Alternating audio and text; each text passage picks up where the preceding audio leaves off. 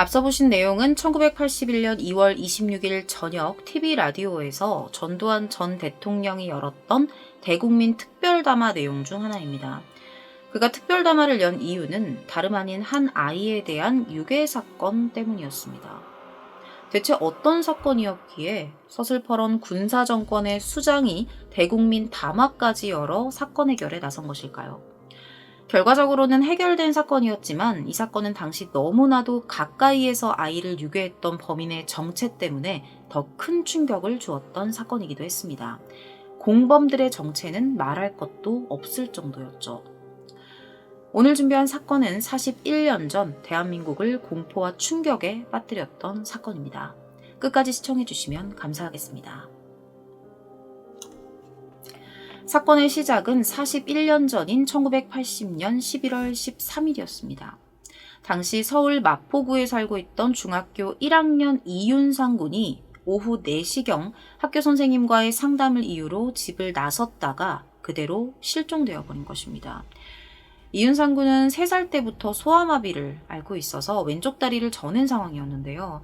이 때문에 사람들 눈에 띄었을 법도 했지만 그를 봤다는 목격자는 나타나지 않았습니다. 동네를 샅샅이 뒤져봐도 소용이 없었죠. 그런데 그날 오후 8시에 한 통의 전화가 걸려옵니다. 낮고 굵은 목소리의 남성이었어요. 전화를 건 남성은 당신 아들을 수원에 감금했다. 우리는 전과자들로 4명이다. 일본으로 밀항하려는데 돈이 필요하니 자식이 죽지 않길 바란다면 현금 4천만 원을 준비해라. 경찰에 신고하면 당신의 아들을 죽이겠다. 이후에 2번째 걸려온 전화의 내용도 이와 같은 내용이었습니다. 그런데 저녁 11시에 걸려온 3번째 전화는 이전과는 조금 달랐습니다. 이번에 전화를 건 사람은 여성이었는데요. 이런 말을 합니다. 나는 당신 때문에 망한 사람 중에 한 사람이다. 당신 아들은 수원에 있다. 살리고 싶으면 현금 4천만 원을 준비해라. 이 통화부터 이후의 협박 전화는 모두 계속해서 여자의 목소리였어요. 4천만 원만 준비하면 아들을 무사히 돌려주겠다는 범인들의 요구. 이윤상 군의 아버지는 돈을 마련하기 위해 동분서주했습니다. 하지만 범인들이 요구한 4천만 원이라는 금액은요. 현재 화폐 가치로 계산해보면 약 2억 원에 달하는 큰 돈입니다. 하룻밤 만에 그런 거액을 마련한다는 건 불가능하죠. 이에 윤상 군의 아버지는 범인들에게 이렇게 말해요. 불경기 때문에 사정이 여의치 않으니 4천만 원은 준비할 수 없고 2천만 원은 어떻게든 준비할 수 있다. 이렇게 상황을 전합니다. 그러자 유괴범 측은 내일 낮 12시에 전화하겠으니 그때 시키는 대로 해라 라면서 전화를 끊어버렸죠. 다음날 윤상군의 부모는요, 경찰에 이 같은 사실을 알리면서 신고를 합니다.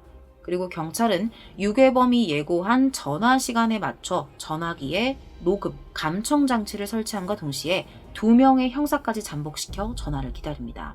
그런데 그날은 전화가 안 왔어요. 그들에게 전화가 다시 온 건 이틀이 지난 11월 16일 오후 6시 40분경이었습니다.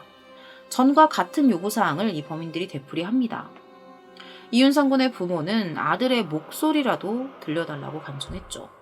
이때 범인들이요, 윤상 군의 목소리를 들려주는데요. 수화기 너머로 살려주세요. 이분들이 시키는 대로 하지 않으면 나는 죽어요. 라는 아들의 목소리가 들려왔습니다. 윤상 군의 부모는 급히 2천만 원을 준비했고요. 범인들이 시키는 대로 윤상 군의 누나를 통해서 이 돈을 전달을 하려고 했어요. 그런데 범인들이 약속 장소에 나타나질 않습니다. 계속해서 기다렸지만 결국 그들은 모습을 드러내지 않았죠. 그리고 그들의 협박은 한 해가 넘어가도록 이어집니다. 81년 4월 6일까지 계속해서 협박을 이어간 거죠. 총 6차례의 협박 편지와 62건의 협박 전화를 걸어왔습니다. 특히 2월 2일에 5번째 편지를 보냈는데요. 거기에는 이런 말이 써 있었어요. 아이가 교통사고를 당했지만 살아는 있다. 이런 내용이 적혀 있기도 했습니다. 그리고 6통의 편지 중에서 첫 번째, 두 번째, 5번째 편지가 굉장히 이 필체가 가지런한 여성의 필체였습니다. 반면에 이 나머지 편지의 필적은 전에 비해서는 조금 거칠었어요. 이를 통해서 경찰은 범인들이 여성과 남성이 섞인 3, 4인조일 것이라고 추측을 했죠. 통화했던 것까지 이렇게 생각을 했던 겁니다. 경찰 수사는 시작부터 아이를 보호하기 위해 비공개로 진행이 됐었습니다. 그런데 사건이 장기화되자 1981년 2월 26일 공개 수사로 전환을 결정합니다. 당시에는 프로파일링 같은 기법이 없었기 때문에 경찰이 체면술사까지 동원해서 이 사건을 해결하기 위해 안간힘을 쓰고 있었죠. 매스컴에도 연일 이 사건이 보도가 되면서 사건은 여론의 큰 주목을 받았고요. 끝내 앞서 말씀드렸던 대통령 특별 담화까지 이어지게 됐던 겁니다.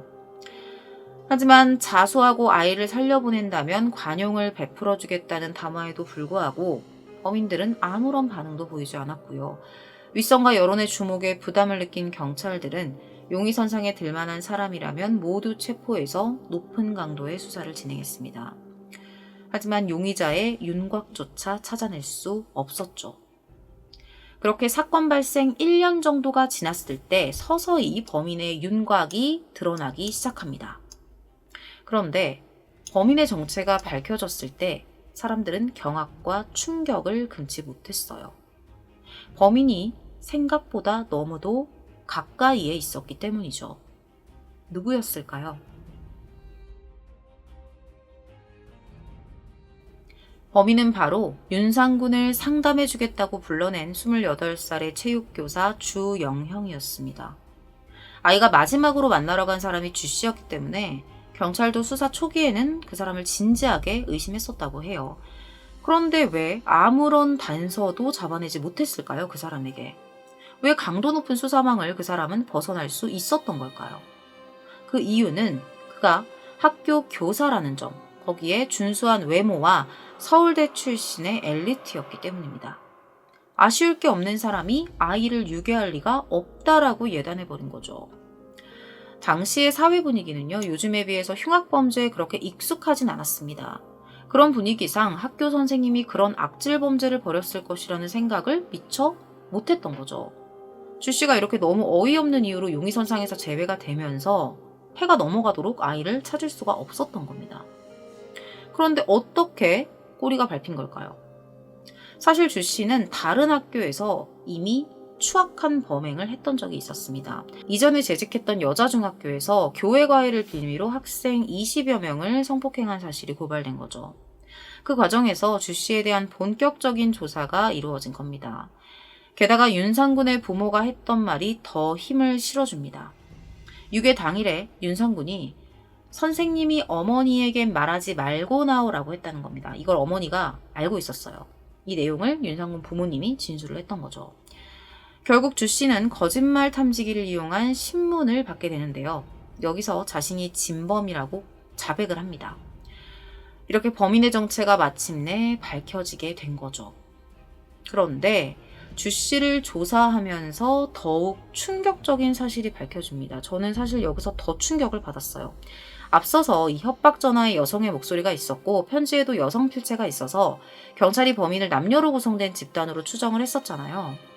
그런데 그 공범의 정체가 다름 아닌 주씨가 과거에 여중 재직 시절부터 부적절한 관계에 있었던 여고생 A양과 B양이었던 겁니다. 뿐만 아니라 그는 9명의 제자들과도 성관계를 가졌다는 사실이 드러났는데요.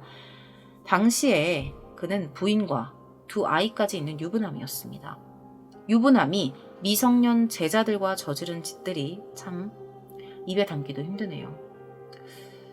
이렇게 범인 검거에 성공한 경찰과 가족에게 무엇보다 중요한 건 윤상군의 생사 여부였습니다.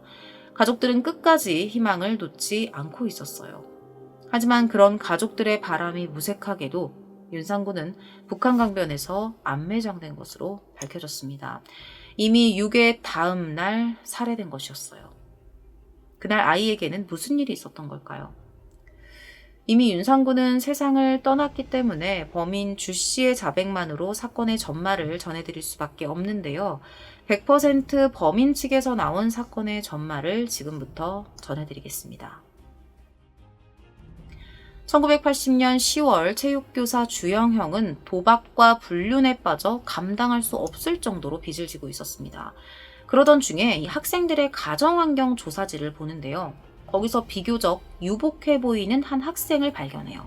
그게 윤상군이었습니다. 처음에 주영영은 당시에 고등학교 1학년이었던 윤상군의 누나를 납치하려고 했습니다.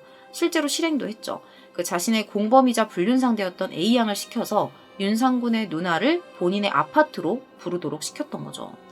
하지만 누나가 이것을 거부했고 동생 윤상군을 유괴하기로 계획을 변경한 겁니다. 주 씨는 사건 당일 윤상군을 불러내 자신의 아파트로 가서 자세한 이야기를 하자고 유인했습니다. 여기서 윤상군도 뭔가 이상하다고 느꼈는지 거절을 했어요. 엄마가 기다리고 있으니 빨리 가야 한다고 말했죠.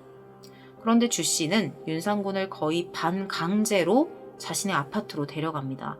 아무래도 억지로 끌고 온 태도가 이상하잖아요. 윤상군도 그걸 굉장히 많이 느끼고 있었을 겁니다. 그래서 당신이 우리 누나를 유괴하려고 했냐면서 소리를 질렀다고 해요. 그러자 주 씨가 윤상군의 손발을 노끈으로 결박하고 반창고로 입을 틀어 막은 뒤에 이불을 뒤집어 씌웠다고 합니다. 범인이 법원에서 인정한 내용에 따르면 납치 이틀이 지난 15일 아침 7시 30분까지는 이 아이가 살아있었다고 해요. 이때 주 씨가 고민을 했대요. 아이를 병원으로 옮겨서 자수를 할지 아니면 이대로 사망하게 한 뒤에 자신의 생각대로 처리하고 범행을 계속 이어나갈지. 이렇게 계속 고민을 하다가 그는 결국 아이를 그 상태로 두고 학교로 향합니다. 방치한 거예요. 같은 날 오후 2시경에 집으로 주 씨가 돌아왔을 때 아이는 이미 사망해 있었습니다. 그의 계획대로 된 거죠. 그렇다면 그 목소리는 뭘까요? 아이의 목소리요. 부모님과 통화했을 때 수화기 너머에서 들려왔던 목소리 기억하시죠? 여기서 이 사건을 알고 있는 사람들의 분노가 극에 달합니다. 부모에게 윤상군의 목소리라고 들려줬던 것은 생전에 녹음해둔 테이프였어요. 심지어 그러고선 뻔뻔하게 이 체육교사 주 씨는 윤상군의 집에 찾아와서 어머니를 위로하기까지 했다고 합니다. 그리고 11월 30일에 주 씨는 여고생 A양의 협조를 받아 시신을 여행용 캐리어에 넣고 다시 이 캐리어를 PVC 물통에 옮겨 담은 뒤에 트럭을 빌려 북한강변으로 가서 안매장합니다. 이것이 그가 저지른 범행의 전말이었습니다. 그가 앞으로 갈 길은 사형수가 되는 길이겠죠. 재판에 들어간 주 씨는 범행을 진술하는 과정에서 자신이 윤상군을 직접 교살했다고 한 자백을 갑자기 번복하기 시작합니다. 고의적 살인이 아니라 감금치사였다고 주장을 해서 사형을 피하려고 했던 건데요. 검사가 기소한 죄목인 특정범죄 가중처벌 등에 관한 법률 제5조 2항에 따르면 약취 또는 유인한 미성년자를 살해한 때에는 사형 또는 무기징역에 처하도록 정하고 있었던 반면 당시의 형법상 감금치사는 상해죄와 비교해 중한형 정도로 처단을 하도록 정하고 있었기 때문에 이것으로 만약에 인정이 된다면 적어도 사형은 피할 수 있었던 겁니다. 그래서 주 씨의 범죄를 과연 감금치사로 볼지 유괴살인으로 볼지가 쟁점이 됐는데요. 다행히도 1심부터 2심, 대법원까지의 모든 법원에서 유괴살인이 인정되면서 1982년 11월 23일 주영형의 사형이 확정됩니다. 그렇다면 그의 공범들은 어떻게 됐을까요? 공범으로 구속된 여고생 A양은 주 씨의 요구에 따라 협박 전화와 금품 요구, 시신 유기에 협조한 혐의가 인정이 되면서 1심에서 징역 10년, 2심에서는 징역 단기 3년, 장기 5년형을 선고받고 법정 구속됩니다. 협박편지 작성에 가담한 B양은 징역 2년에 집행유예 3년을 선고받고 풀려나게 됐죠. 주 씨는 판결을 받고서도 사형만은 면하려고 여러 번 재심을 청구했습니다. 하지만 모두 기각당합니다. 그리고 대통령의 발언대로 판결 확정 이후 단 11일 만에 사형이 집행됩니다. 굉장히 빠르게 집행된 거죠. 마지막으로 사형장에서 남긴 육성 테이프에서 그는 다음과 같은 말을 남깁니다. 자신을 파멸시킨 것은 사회생활을 시작하면서 맛을 본 카드놀이였다. 과연 그게 전부일까요? 3심 판결 이후 그는 모든 것을 포기했는지 내 속에 악마가 있었다. 부인과 부모님께 죄송하다. 나라는 인간은 이 세상에 태어나지 않았었다고 여겨달라며 속죄하는 듯한 말을 남겼습니다. 최종 판결 이후 사형은 집행됐고요. 그의 뜻에 따라 각막과 콩팥 등이 4명에게 기증되었다고 합니다. 이윤상 군은 3살 때 소아마비를 앓아 왼쪽 다리가 불편했지만 뛰어난 우등생으로 전교 회장까지 지낸 씩씩하고 똑똑한 아이였습니다. 때문에 윤상 군에게 닥친 비극은 주변 사람들에게 더욱 안타까움을 줬는데요. 사건 이후에 이윤상 군의 가족은 후유증으로 큰 고통을 받았습니다. 윤상 군의 어머니는 남편과 함께 1982년에 윤상 장학회를 만들어 지체장애 학생들에게 장학금을 지원하며 다시 시련을 극복하려 했습니다. 그녀는 길을 가다가도 아들 또래의 장애인 학생들을 만나면 손을 잡고 매번 격려의 말을 아끼지 않았다고 합니다. 하지만 안타깝게도 그녀는 2년 만에 췌장암이 발병해 1년여의 투병 생활 끝에 결국 숨을 거두고 말았습니다. 그녀는 임종을 앞두고 이 땅에서 다시는 윤상이 같은 불쌍한 영혼이 없어야 한다는 말을 남겼다고 합니다. 윤상군의 아버지는 이후에 재혼을 했지만 일생의 대부분을 대인기피증에 시달리며 지냈다고 합니다. 가장 믿었을 학교 선생님에 의해 너무나도 짧은 삶을 마쳐야 했던 윤상군과 애끓는 한을 끌어안고 그리운 아들을 서둘러 만나러 간 어머니의 명복을 빌며 오늘 준비한 사건을 마치도록 하겠습니다. 오늘 준비한 사건은 1981년 국내에서 발생한 사건이었습니다. 긴 시간 시청해주셔서 감사합니다.